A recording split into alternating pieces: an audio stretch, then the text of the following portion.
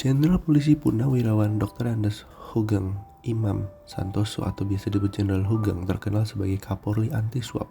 Ia adalah perwujudan polisi yang sederhana, anti suap, dan tidak silau dengan kemewahan. Sebagaimana almarhum Gus Dur pernah mengatakan bahwa hanya ada 3 polisi yang tidak bisa disuap. Pertama adalah patung polisi, kedua adalah polisi tidur, ketiga adalah mantan Kapolri almarhum Jenderal Hugeng Imam Santoso. Dari Jenderal Hugeng kita dapat belajar dan menjadikan beliau sebagai role model tokoh yang mencerminkan nilai-nilai dasar ASN, yakni berakhlak.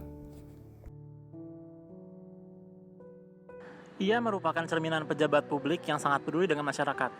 Dalam autobiografinya, Jenderal Hugeng menyatakan bahwa kehadiran polisi semestinya menciptakan ketentraman dalam masyarakat dimanapun ia berada. Menurutnya, seragam polisi merupakan sebuah kewajiban dan tanggung jawab konkret kepada masyarakat. Jenderal Hugeng percaya bahwa masyarakat berhak menuntut ketertiban dan ketentraman pada satuan kepolisian, karena mereka tak lain adalah pelayan masyarakat.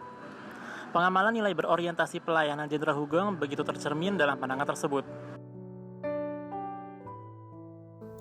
Jenderal Hugeng merupakan sosok yang dikenal karena integritasnya. Integritasnya diuji saat menjadi kepala reskrim di Sumatera Utara. Saat itu, Hugeng menolak rumah pribadi dan mobil yang disediakan cukong judi.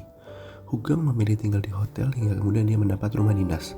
Setelah mendapat rumah dinas, dia juga menolak rumah itu diisi dengan segala macam perabotan pemberian orang yang dianggapnya sebagai bentuk suap.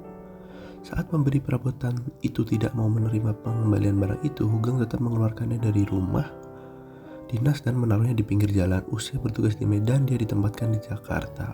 Untuk sementara, perwira polisi bahkan rela tinggal di garasi rumah mertuanya di Menteng. Sudah sering kita dengar bahwa Jenderal Hugeng gemar sekali turun ke lapangan. Sebelum ia sampai di Mabes untuk bekerja, Jenderal Hugeng memilih rute yang berbeda untuk memantau lalu lintas dan kesiapan aparat di jalanan. Ia juga tak pernah merasa malu untuk menggantikan Polantas yang sedang tidak di tempat untuk mengatur perempatan jalanan yang sibuk dan macet. Dengan memakai seragam dinasnya, ia bangga dan ikhlas menunjukkan kompetensinya sebagai polisi yang gagah dan melayani masyarakat. Modal kepemimpinan yang baik membuat Jenderal Hugeng seorang polisi yang kompeten dalam menjalankan tugasnya.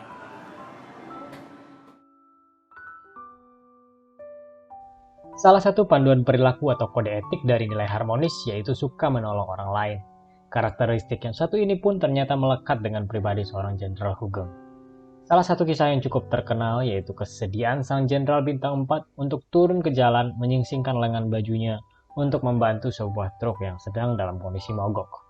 Alih-alih menugaskan pekerjaan itu pada anak buahnya, Hugeng lebih memilih untuk bahu-membahu tanpa mempedulikan latar belakang siapapun.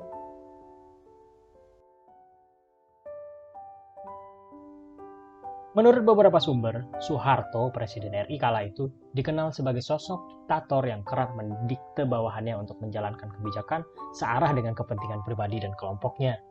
Apakah Hugeng tunduk pada perintah tersebut? Ternyata tidak. Loyalitas Hugeng pada NKRI terbukti di atas segala-galanya. Hugeng lebih memilih untuk mengabaikan perintah atasannya ketimbang harus mengkhianati bangsa yang ia cintai, meskipun sikap ini harus berujung pada pencopotan dirinya dari jabatan Kapolri yang sedang dipangkunya. Sejarah kewajiban penggunaan helm bagi pengendara roda 2 dimulai sejak tahun 1971, tepatnya saat masifnya peralihan para pengguna sepeda kayu ke sepeda motor. Gebrakan kebijakan kewajiban penggunaan helm dicetuskan oleh Kapolri Jenderal Hugeng.